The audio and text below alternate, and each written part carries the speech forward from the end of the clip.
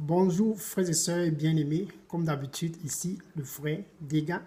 Je vous salue au nom de mon Dieu, le Tout-Puissant, le Seigneur Jésus-Christ. Je suis vraiment très ravi et très ému dans mon cœur de vous avoir une fois de plus connecté très tôt en ces débuts de matinée pour votre dose quotidienne de la bonne nouvelle. Frères et sœurs, en ces débuts de journée, nous allons être concentrés sur la direction qu'il faut regarder pour recevoir sa délivrance, la direction qu'il faut regarder pour recevoir son salut, la direction qu'il faut regarder pour recevoir une perfection dans le chemin pour la prospérité, dans le chemin pour l'éternité. Donc c'est la direction qui est notre vision en ce début de journée.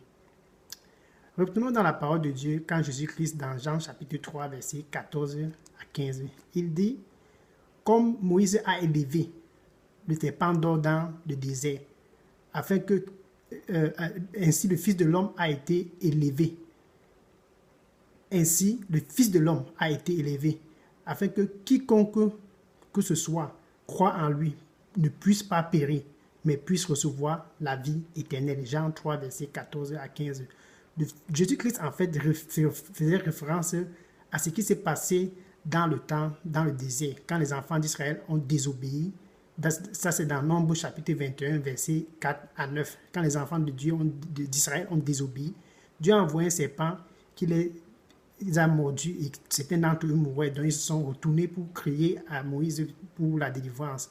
Dieu a donc donné des instructions à Moïse de faire un serpent de bronze afin que toute personne qui soit mordu par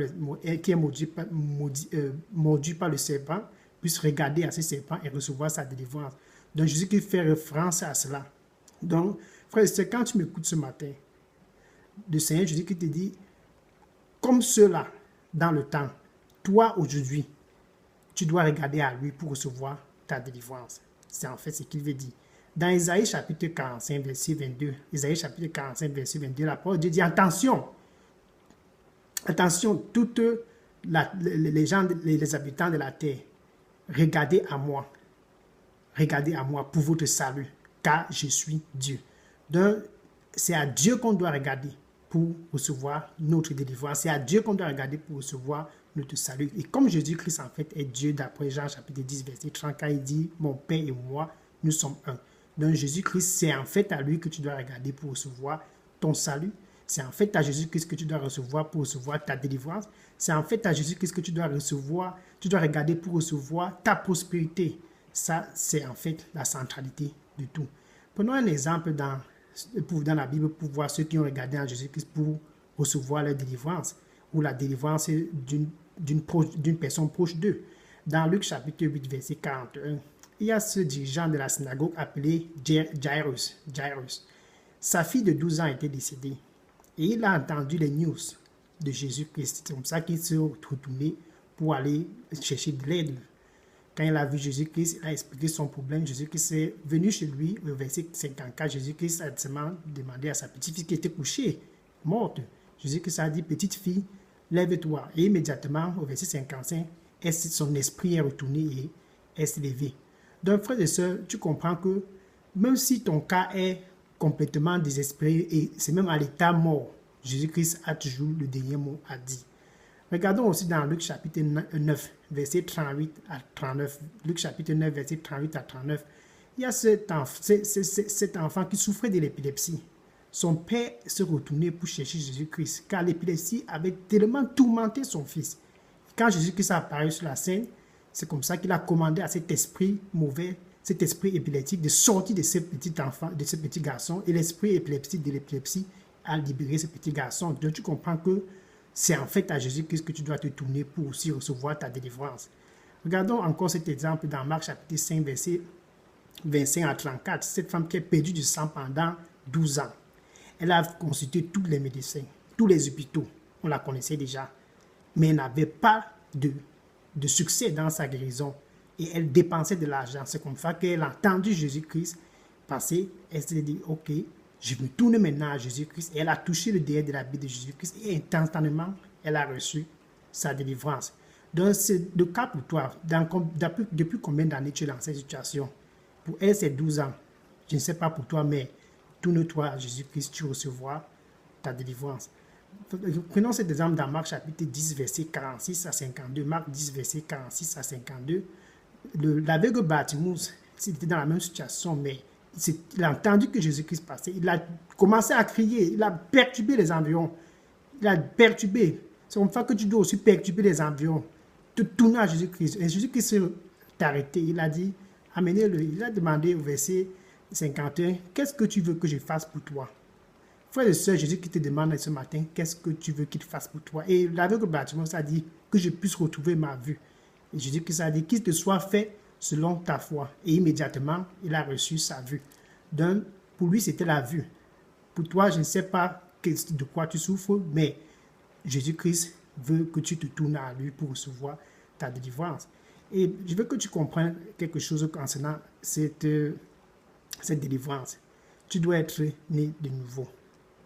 La délivrance, tu dois être né de nouveau d'après Matthieu chapitre 15, verset 21 à 28. C'est le pain des enfants de la maison. Donc tu dois être né de nouveau.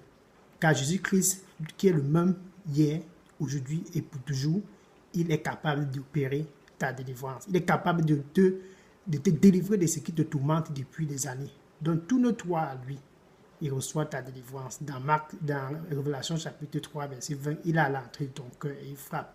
Est-ce que tu veux te tourner à lui ce matin? Tourne-toi à lui, vas-y. Ouvre ton cœur et reçois Jésus. Ouvre ton cœur et reçois Jésus-Christ. Ça fait des années que tu es dans cette situation.